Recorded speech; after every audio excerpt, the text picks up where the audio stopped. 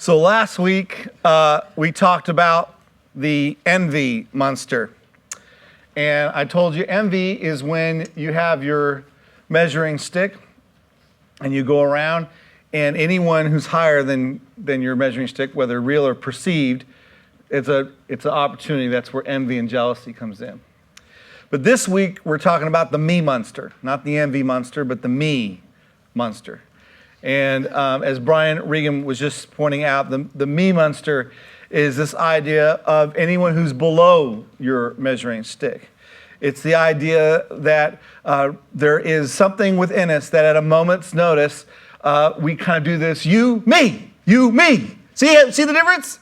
Look at my measuring stick. And there's something about the human condition. We all carry around, if you would, this me stick.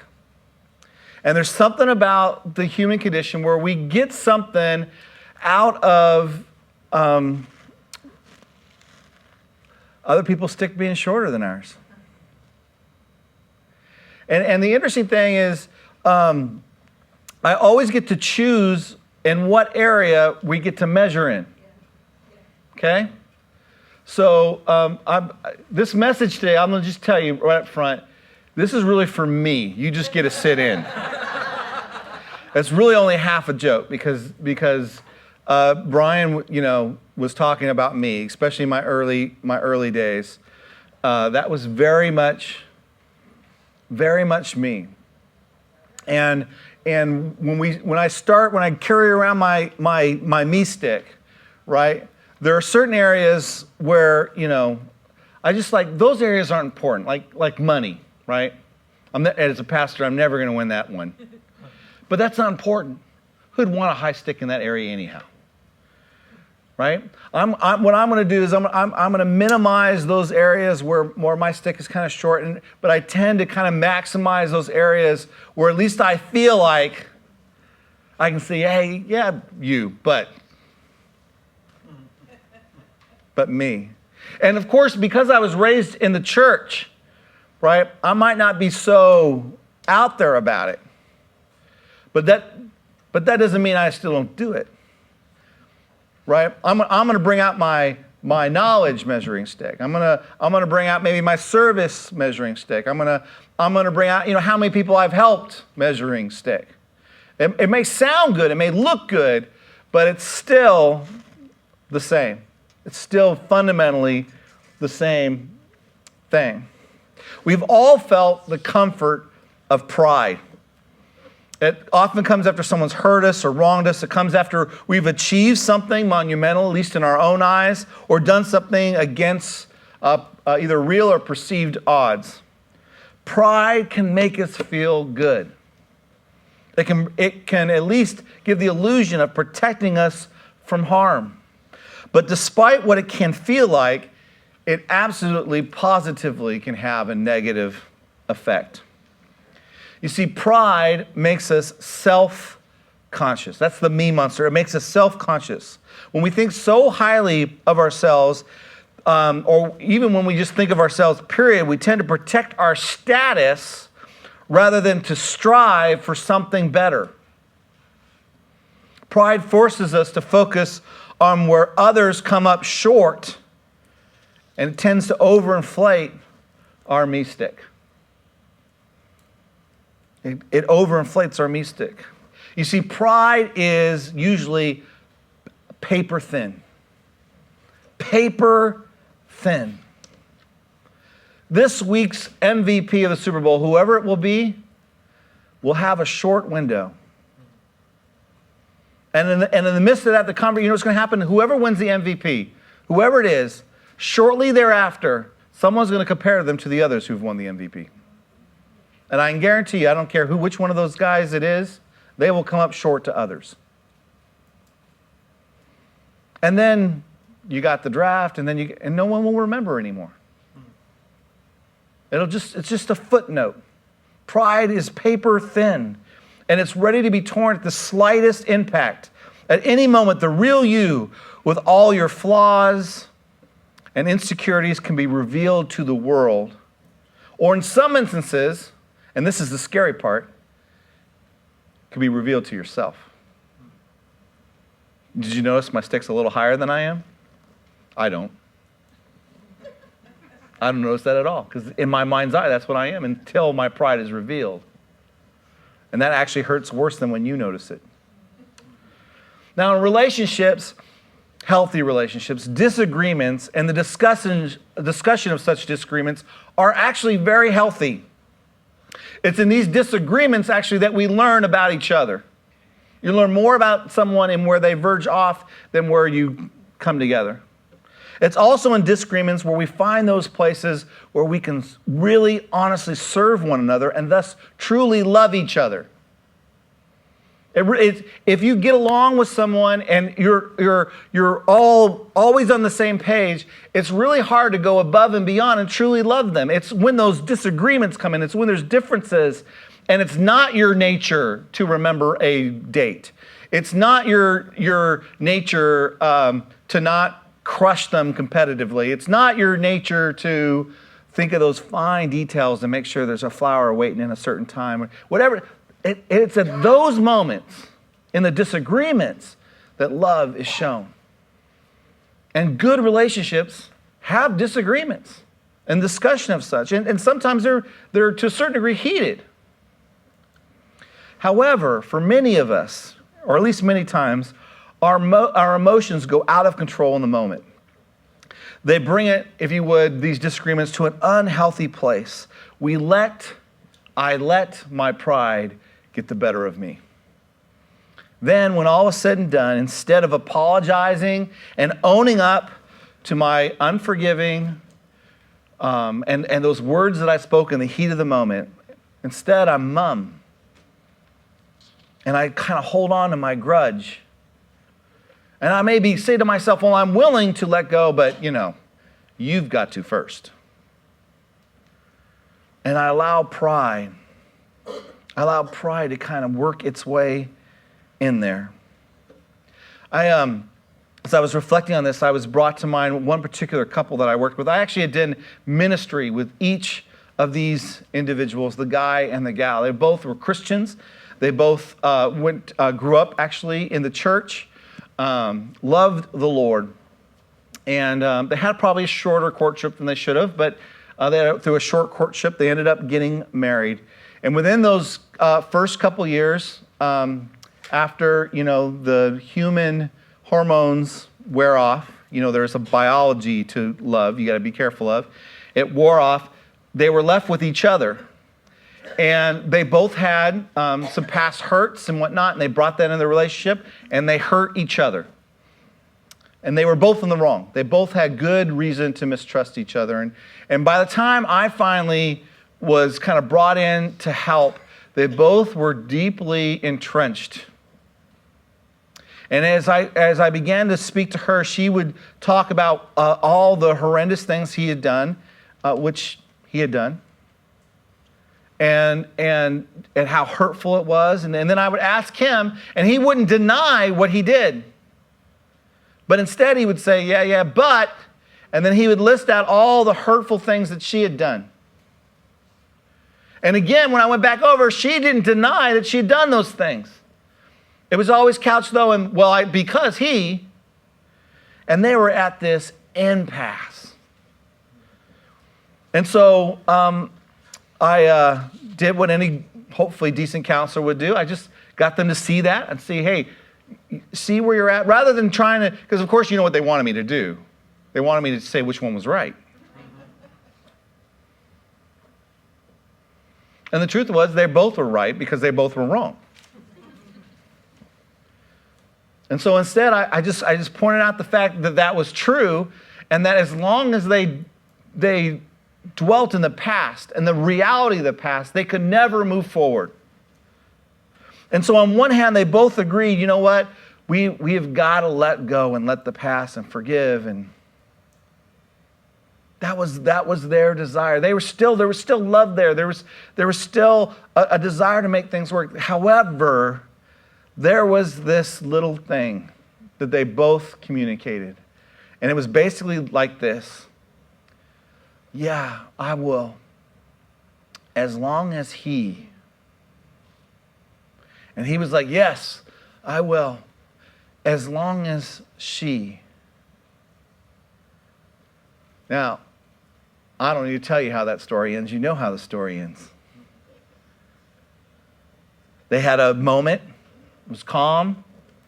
There was hope. But they went back to life. And something happened. It always happens. And when that happened, one of them reacted. And the other one, because that person reacted, all of a sudden brought up all this stuff. And then the other person, and it went nuclear. And it killed their relationship. Because in their pride, I will not if they will not. I will not if they will not. And neither of them did.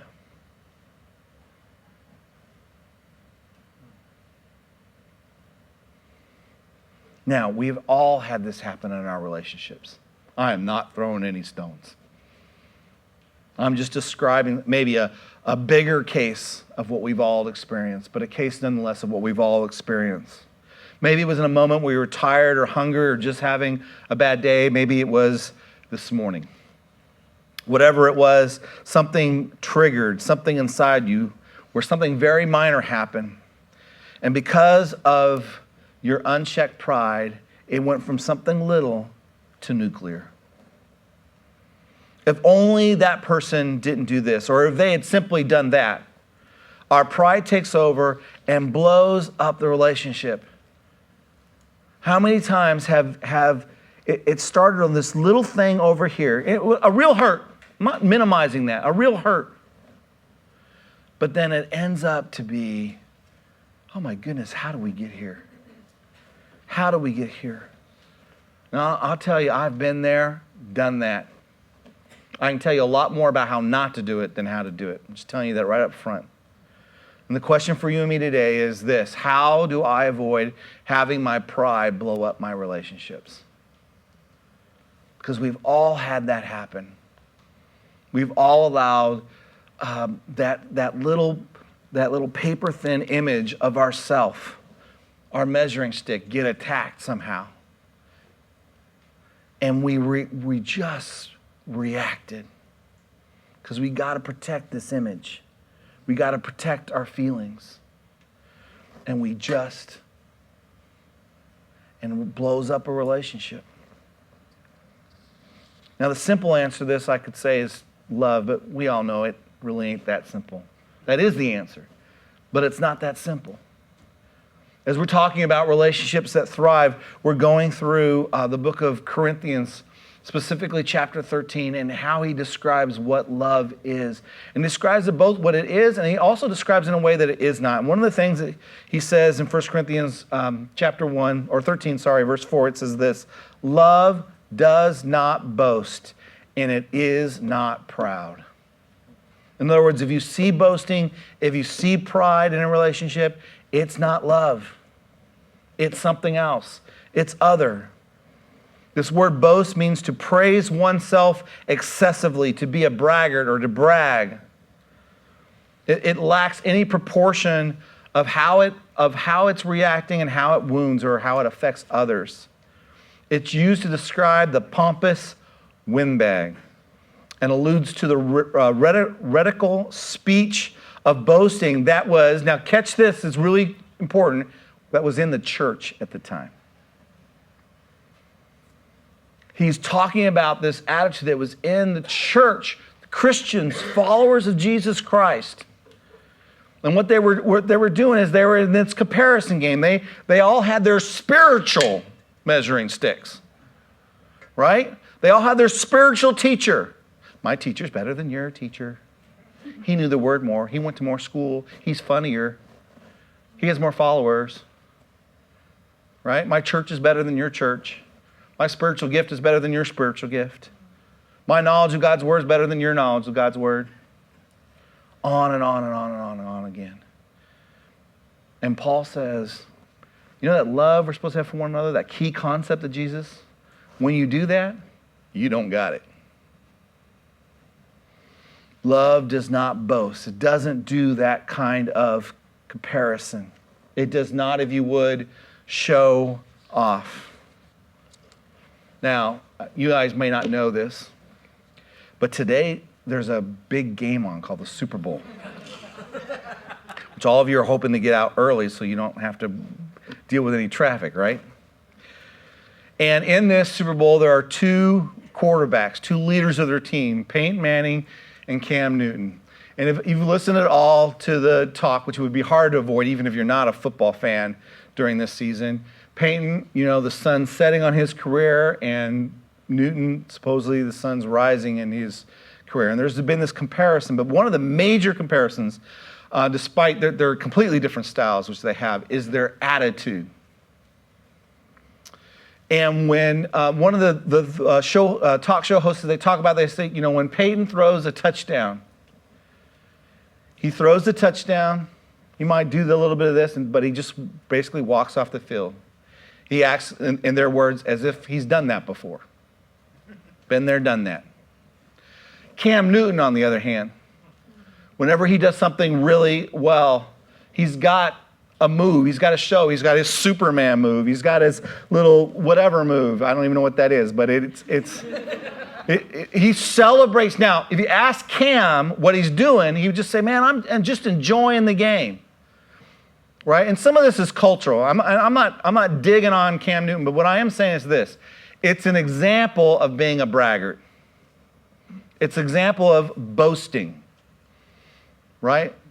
Yeah, when they asked Cam Newton about this, Cam said, it's really easy. You want me not to do that? Just stop me. So the reverse is true. I'm doing it because you didn't stop me. Now, I'm not saying Cam is prideful and Manning is not. What I am saying is this, though. That if Cam Newton's goal, which I don't think it is, but if his goal was to play football, but also to honor and encourage and love everyone, including the other team, he would not celebrate that way. Because in that boasting, he puts himself and his ability above others. You know the other interesting thing here, you guys? Especially because we live in the Bay Area, which is a very supposedly secular place. Okay, if you've listened, this has been a big deal. There's been a great debate about the way these two approach the game and how they celebrate or don't celebrate. What's interesting is this is a secular debate. And in our secular, non-Christian world, in their view, if you have an ability, it does not look favorable that you go around boasting about it. Now that should tell you something, okay? Let's just be logical for a second. Everywhere else in the natural world, everywhere, if you're a peacock, you show off your feathers. If you got huge antlers or you're big and strong, it's survival of the fittest, you show it off. Because that is truly the goal of nature. But even those who don't claim that there is the long-serving God kind of fundamentally understand there's something different about human beings. A greater value for us is humility. Isn't that interesting? Isn't that interesting? That even the world, unintentionally, I don't think anyone stops and thinks about it. But if they really thought about it, they understand that the appropriate reaction is this God kind of love that we see here. Because it desires that others should be happy. It doesn't treat people with contempt, but rather it regards them and holds them in high esteem. It is not braggadocious. This word pride is to inflate, blow up, blow out, or to cause to swell up. Metaphorically, it means to be puffed up with pride. Where boasting might be the expression, the outward expression of pride, this word is really, it's inward. In other words, God's always intent on the heart. You may be sophisticated enough, like Peyton may be actually 10 times more prideful than Cam Newton. He's just not boasting. But pride is an issue. It's that interior expression that I kind of walk around kind of feeling good. My chest is up because you know what, basically, my stick's higher than your stick. And I might not go around saying it. I might not be like that party guy who goes, oh yeah, your story is nothing. Which, by the way, I have actually done that, to my shame. You know, you may be one of those folks that would never say that, but that doesn't go around, force you from going around going, hey. And the areas that I think are important, of course, we only think, right, the areas that are important are the ones where our stick is high in. That is pride. Paul addresses this several times, actually, in this letter. He uses this same word. And probably one of the more, clearer parts is chapter 8, verse 1. He says this as he's writing. He says, now about food sacrificed to idols, we know that we all possess knowledge, and knowledge, he says, puffs up, but love builds up. So let me just quickly kind of explain what he's saying here in 1 Corinthians chapter 8. What he's basically saying is this. See, they had this issue. I think we have the verse, right? They basically had this issue where Corinth was a lot like the Bay Area, okay? It wasn't the Bible Belt. Okay, Jerusalem would have been the Bible Belt of our day. That's where the religious Jews were. Corinth was the place where anything and everything under the sun was okay. And it was a place where all religions were practiced. And so, if you talk about a heathen place on the planet, right, the Bay Area, all the church planners, by the way, in America, when they go and do studies of where's the least church place in America, guess what? We are now number 1. All right? So they want to come here. Corinth was pretty much the same way. Rome might have been a little worse, but not much. And so a lot of these folks came out of idol worship. They would go to these idols and they would worship and they would kill animals and do all kinds of stuff in worshiping these idols. And now they were followers of Jesus. That's kind of the background. And so there's this tension grew up. It's like, okay, when you went to the marketplace, okay, it's not like today where the secular world and the religious world is separated. Matter of fact, most of the world today still is like this. They're together. You can't separate them. But in this day and age, they're the same thing. So most of the meat in the marketplace at one time had been offered to idol. They would kill the lamb or whatever it is, animal, in worship to this idol. And then, to kill 2 birds with 1 stone, if you would, they would then sell the meat in the marketplace. And it was almost impossible to buy meat at the marketplace that had not been offered to idols. Now, what he's saying is, it says, we have knowledge. In other words, he says, what we know is that the meat, when it was sacrificed to idol, those idols mean nothing. There is only one God. The greatest power that could be behind those idols are maybe legions of the enemy, but they are nothing compared to God. And there's nothing about consuming that will damage your soul, because you belong to God. So in your knowledge, but there were others that, man, this was the life they lived, and it was hard for them because this meat was associated with that old lifestyle to eat. And so what happened is the religious folks, the folks that had this knowledge, would kind of go around going, what's your problem? We can eat this meat. It's no big deal. Let me put it in modern context, okay? It is okay to drink. The Bible's really clear about that. You can go no further than the fact that Jesus turned water into wine. And if you've ever been told, well, it was grape juice, you're not reading the Bible. Because the guy, when he's given the wine, the guy clearly says this. Okay, this is a modern translation, but this is what he clearly says.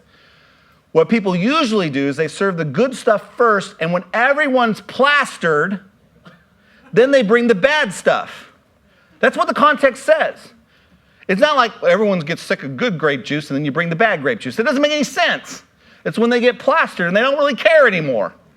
They bring the bad stuff. He says, but you've brought the good stuff last. In other words, what we usually get plastered on the beginning, you brought at the end, and it's the best we've ever had. Good job. It was alcohol. Now, the Bible's also clear, you shouldn't get drunk. Now, knowledge says this. Knowledge goes around going, hey, the Bible's clear. I can't get drunk, but I can drink. I can go have a beer at my Super Bowl party, which you can. 1's fine, 2 maybe, 6, 7, 8 probably not. All right? But what he says is that knowledge I can do this, what that does is it puffs up. It's a way to say, hey, I'm smarter than you. I got this. I understand God's word better than you. Because what love would do is this. Love would say, But if it bothers you, if you're still struggling, if your old life was all about drinking and partying, and it bothers your conscience, I ain't gonna drink. Or if you were an alcoholic, right? And you're struggling, man, I'm not even gonna go near this stuff. There's no way we're gonna have that at my party. Why? Because love, the knowledge, use that word, puffs up, it's prideful. But love, its job isn't to say I'm right, its job is to say, how do I build you up? So this brings me, if you would, to my big takeaway. All right, here's my big takeaway. Are you ready? It is better to be in right relationship with someone than it is to be right. Now, right there, that statement's worth gold. It's worth the price of admission, every penny you pay to be in here. It's better to be right in relationship, or to be in right relationship with someone, than it is to be right. You know how much better this world would be if we would just, it's kind of the same idea as treat others the way you want to be treated. See, my stubborn nature wants to be right. I do not want to be controlled. I don't want to give into someone else's attempt to make me feel guilty or small. However, when I react to that attack, either real or imagined, in arrogance and pride, I actually show myself to be small, selfish, and petty. Remember what we talked about last week? Our goal is to be the best versions of ourselves, to be selfless, noble, and large. That's truly what we desire.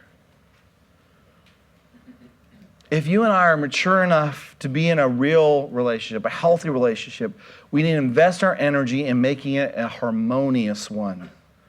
One where you meet the other person halfway, or sometimes 98% of the way. That's what love is. Instead of choosing to be right, choose to be happy. One of the things we did is with my son, we got to baptize him, just turned 13 years old, the first service. Yesterday, we met a group of men and spoke into his life, and this was one of the things that his grandfather spoke into him. Said, Troy said, rather than choosing to be right, choose to be happy. In other words, don't defend your position and try to justify your actions, but instead surrender at that moment and hear the other person out. Instead of interpreting their hurt as an attack on you, which is guilty, instead realize they're only acting out because of their own hurt feelings, and reassure them. Say you're sorry and mean it. Stick by their side instead of putting up a wall. Don't pull away. Be there, because that is the moment that they need you. That is the moment where you actually have an opportunity to love. It's great to be everything's good and it's all great between us. That is not love. That's twitterpation. Comes with the spring and leaves in the winter. Love is winter settles in. We're trapped and we don't feel good and we're depressed because it's been cloudy and we're forced to be with each other, and you want to go left and I want to go right, and you want the heat up and I want the heat down, and you want to just squeeze the toothpaste and I want it rolled from the bottom. But in that moment, we serve one another. That's love. It's not finding your perfect match. Because no matter how good that algorithm is, there is no perfect match. Besides, do you really want somebody like you? I know I don't. Now, if you're anything like me, you have a loud voice yelling in your head right now, Joel, you don't understand. If I give in to them, they'll think they're right and they will continue being a jerk. It won't stop. Now, you may be right. You may be right. But take a moment and think of the other option. The other option is simply to meet force with force. And that approach usually only ends in one of two ways. First of all, you fight to a draw. Nothing comes to conclusion, right? Because even if you're right, they bring up all the other times that they were right and you were wrong. And we just both, it's kind of like that Russia-United States Cold War thing, both just throw everything at each other, or just obliterate each other. And no one wins. No one wins. The other way that this could thing is that one side does obliterate the other. You do win, but you get peace only by humiliation. Either way, the relationship loses, period. You cannot win by winning. You just lose. However, by choosing the relationship, to be in right relationship over being right, you allow at least for the possibility of a positive outcome. Often the person who's loved this way, by in a vacuum, by saying, you know what, I'm choosing in this moment at this time not to react. It allows them, it gives them the space to deal with their own pride, to deal with their own issues, and to begin to concede themselves. Because they're saying the same thing that you are. I will not if you. I have my silos with my missiles ready, and if you fire, I'm going to fire. And when one of them says, hey, you chucked a couple rocks my way, but I'm turning off my silos, then the other one all of a sudden has the opportunity they would never have before to go, well, I would really look like a jerk if I launched my missiles now, wouldn't I? Or would they act like a jerk and they launch their missiles? And you continue to choose love. It's amazing how God can use that. It also, by the way, in the end, could just show you you're in the wrong relationship. Either way, it's better than the option. Now, I want to give you 3 ways to combat, if you would, the me monster. 3 ways that as we just kind of wrestle with, if you would, the beast within, we can begin to find freedom.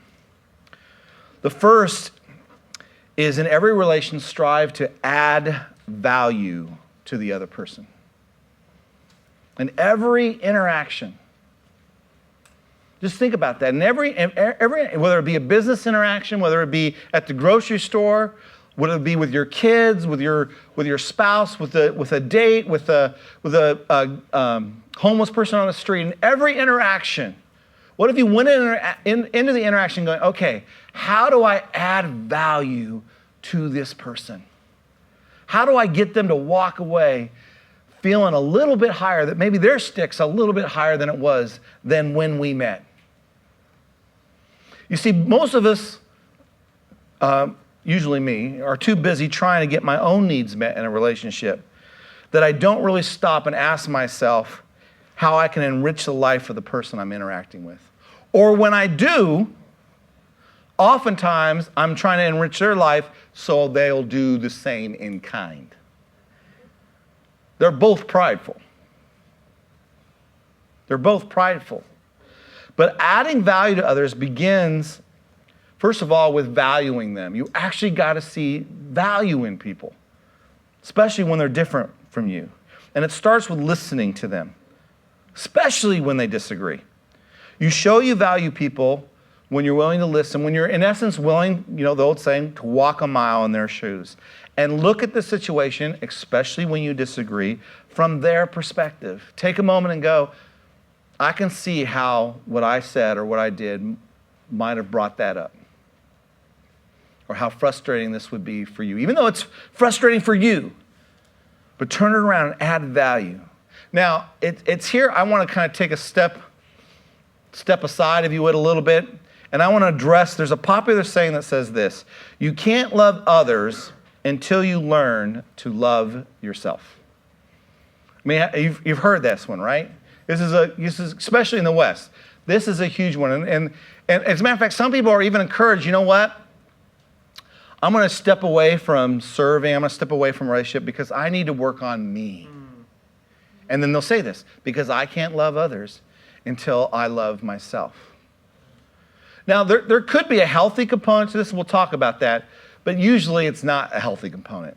It's an American version of this. An American version of this, a Western version of this. So let me just define this really quick. There is a good pride. As a matter of fact, Paul he says, I am proud of you. I take pride in you. Good pride is a sense of confidence in people's worth, or your self-worth, because they are secure in who they are in Christ. See, a good sense of pride is to understand that every human being, including myself, has value. And the value doesn't come from the person's achievements and whatnot. The value comes from being a human being, being created in God's image.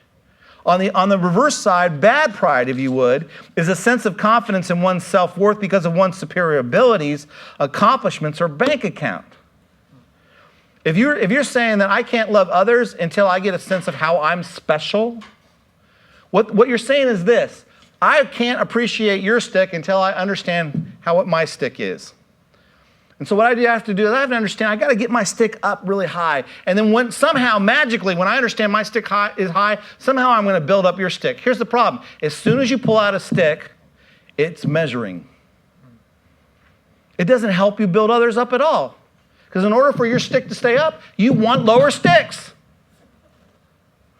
Unless somehow that it's your child. Then you want their stick high because their stick reflects your stick. And then you get angry, mad, jealous, and we talked about this last week, right? Because their stick's not high enough, because they reflect badly on you, or your spouse, or your date reflects badly on you. Many of us, this Valentine's Day is going to be less than perfect, not because what happened wasn't good, it's because it wasn't good enough. And it wasn't good enough because it didn't reflect this value in our head of what we deserve and what we want to tell our girlfriends happened at what our significant other did for us on Valentine's Day. It didn't measure up. It didn't make our stick look high enough. And there'll be all this, I'm sorry, I got too close, didn't I? That's bad pride. Psychology today says this about good self-confidence. It says this: if you want to truly connect with people wholeheartedly, it says you need to accept yourself wholeheartedly first. Notice the key word here, though, is accept. This isn't a narcissism, but it's coming to term what worth is really about. You are valued in God's eyes. You are dearly loved. And you are just no matter where your stick is, you are designed perfectly. If God wanted a higher stick, he would have made you a higher stick. We talked about this last week. Ultimately, all our sticks come up short. There's only one who really can be prideful, I guess you could say. Christ, and he chose humility over pride. C.S. Lewis puts it this way. He says, a proud man is always looking down on things and people. And of course, as long as you're looking down, you cannot see something that is above you.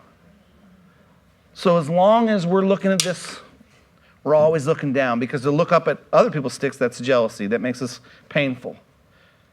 But really the goal is to look at our Creator, our God, get our eyes off of our measuring stick and look at our Creator and understand our value in his eyes was worth his own life.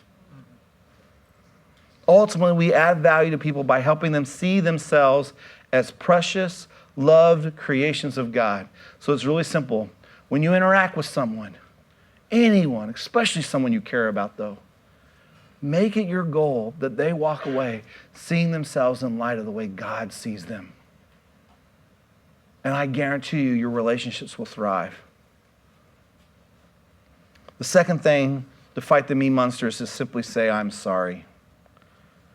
In a pride contest, there is no winner. There is no winner in a pride contest. Humans don't respond well to being put down, and pride gives others a feeling that, or implications, I'm better than you. Humility has the opposite effect, however. If you put others above yourself, they'll feel good whenever they're around you. They'll like you, because we like people that are that way. Here's a really tough one. But Christians, this is really important. When there's a conflict between you and someone else, and it's not if, it's when, own up to your 2%. Now, you probably will have more than 2%, But let's just say it's only 2%. Own up to that 2%. Rather than making a big deal, hey, I might have 2%, but you got 98%, and we got to deal with that. Because it's not my problem, it's your problem.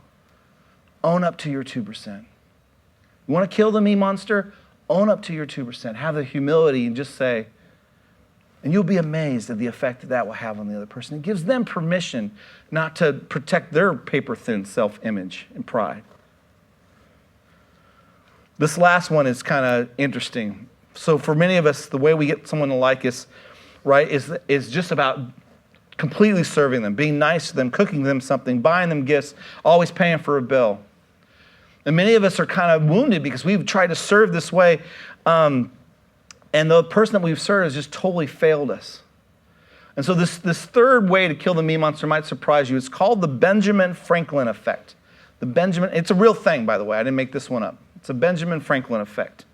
In his autobiography, Franklin explains how he dealt with the animosity with a rival legislator when he served in the Pennsylvania legislature in the 18th century. So they were bitter political rivals.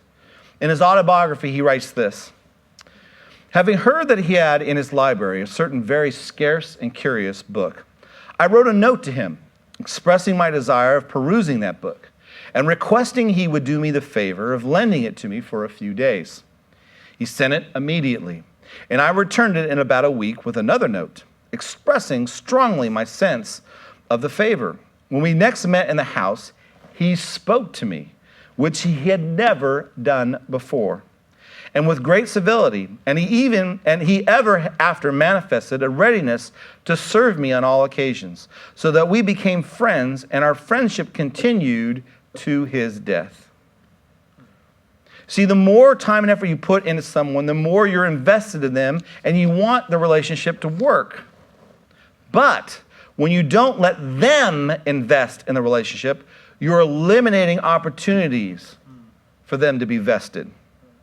How can you care about something that you don't have a stake in? So there are some here that have a subtle me monster pride. See, there's a pride that always has to be the one to serve. It means, by the way, that you have the power in the relationship because you're so needed. You're so needed they can't live without you. But if you're adding value to someone's life, it means that they have an equal opportunity to feel vested in the relationship. It means that they get the opportunity to feel good about themselves because they are serving you.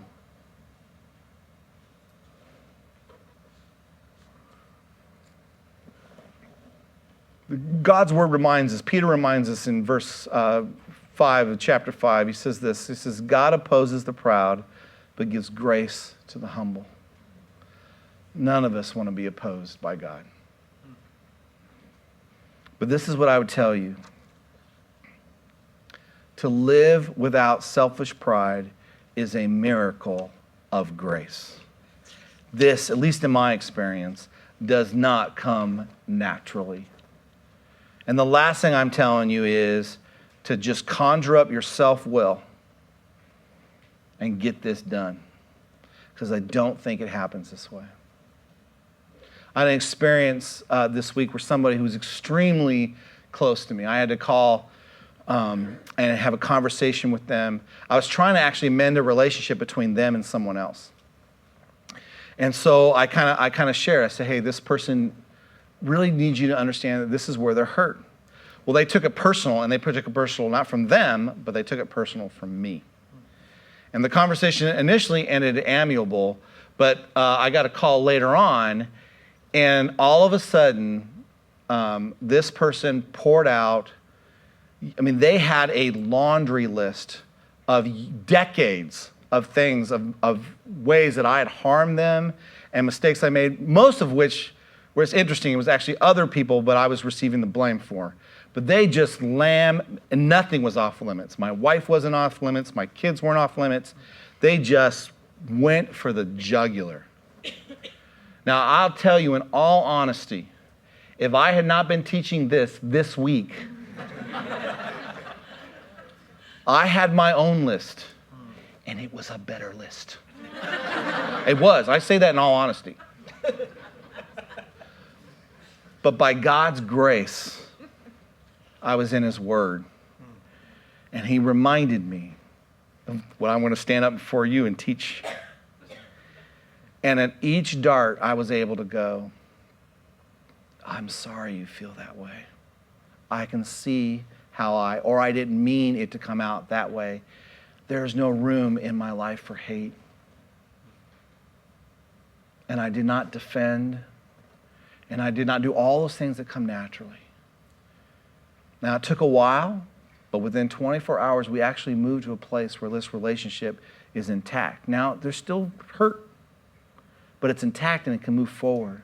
But I can guarantee you, if I'd reacted the way I wanted to react, it would have been decades before we probably would have ever talked again. It was one of those things.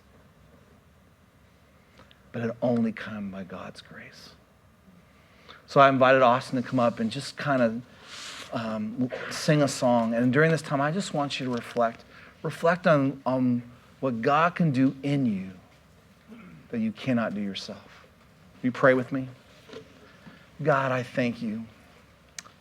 I thank you for your love. I thank you, dear God, that you receive us right where we're at, that you not only desire this, but you model this, dear God. 365 days a year, 24/7, there are elders, there are those who are gathered around you that just sing your praises. Holy, holy, holy, Lord God Almighty, which was and is to come. And yet, though you deserve such praise and honor, you left the throne of heaven. You took on the form of a servant, human flesh. You let go of what the honor that was due you and became humble even to the place of death. Thank you for that kind of love. And then, Lord, I thank you that you didn't stay in the grave, but you showed you had the power to raise from the dead. And that because of that, because of your work in us, there is power that we too can change by your power. That we don't have to just react to the me monster in us. Protect that inner wounded child, dear Father, that always wants to be better than it really is. But we can really choose to be in right relationships rather than just be right because of your power. Would you just stir that in us right now? In Jesus' name I pray. Amen.